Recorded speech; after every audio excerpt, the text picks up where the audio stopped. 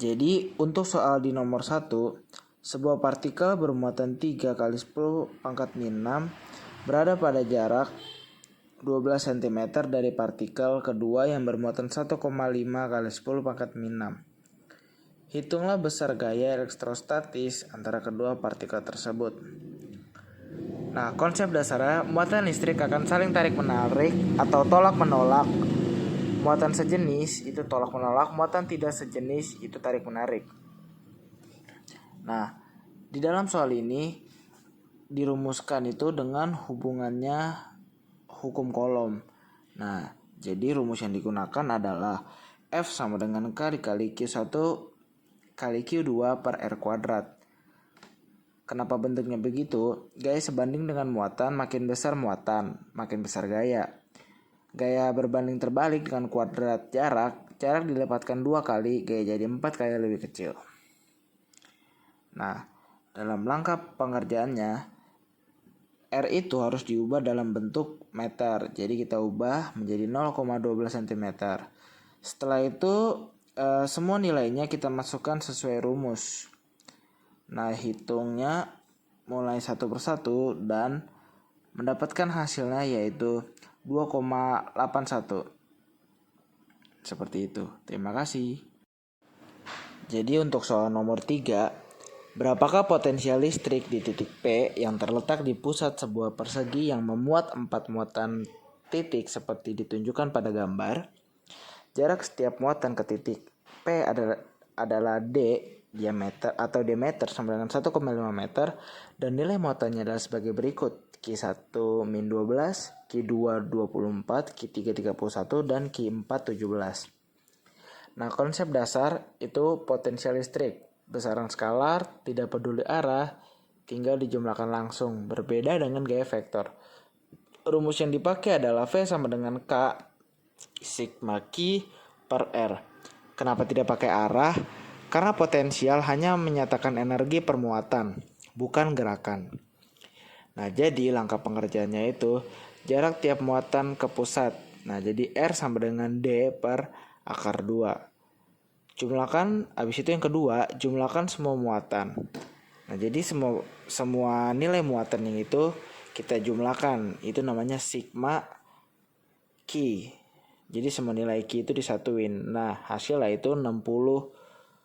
Habis itu lanjut ke langkah ketiga, masukkan ke rumus sesuai yang tadi. Nah, jadi ada nilai 9 kali 10 pangkat 9 kali 60 kali 10 pangkat min 9 per 1,5 akar 2. Nah, jadi hasilnya itu sekitar 509 volt. Jadi seperti itu hasilnya. Terima kasih. Oke, jadi soal nomor 4. Rangkaian pada gambar memiliki nilai gaya gerak listrik atau GGL dan hambatannya sebagai berikut. GGL baterai 1 itu mempunyai 4,4 volt. Hambatan internal baterai 1 R1-nya itu 2,3 ohm. Terus GGL baterai 2 itu memiliki 2,1 volt. Hambatan internal baterai 2 itu R2-nya 1,8 ohm. Hambatan luar R sama dengan 5,5 ohm. Nah, pertanyaannya, berapakah arus listrik I yang mengalir dalam rangkaian tersebut? Yang B, berapakah beda potensial antara terminal baterai 1? Nah, di sini konsep dasar arus muncul karena ada beda potensial. Hambatan menghambat arus, terus hambatan dalam baterai tidak boleh diabaikan. Nah, ini itu menggunakan hukum Kirchhoff yang kedua, loop. Nah, langkahnya itu ada rumus yang ini. Nah, yang di atas itu dikurang, yang di bawah R1 tambah R2 plus R. Kenapa dikurang? Karena kedua baterai saling berlawanan arah. Nah, setelah itu dari itu tuh untuk menjawab soal yang A. Nah, dari nilai-nilai yang sudah diketahui dimasukkan ke rumus tersebut. Nah, jadi I sama dengan 4,4 dikurang 2,1 per 2,3 tambah 1,8 tambah 5,5. yang hasilnya I-nya itu 0,24. Terus kemudian tegangan terminal itu V sama dengan GGL dikurang I dikali R rumusnya. Nah langsung kita masukkan juga 4,4 dikurang 0,24 dikali 2,3. Nah dapat hasilnya itu 3,85. Oke sekian, terima kasih. Nomor 6. Terdapat dua busur setengah lingkaran yang memiliki jari-jari R2 sama dengan 7,8 cm dan R1 sama dengan 3,15 cm. Kedua busur tersebut dialiri arus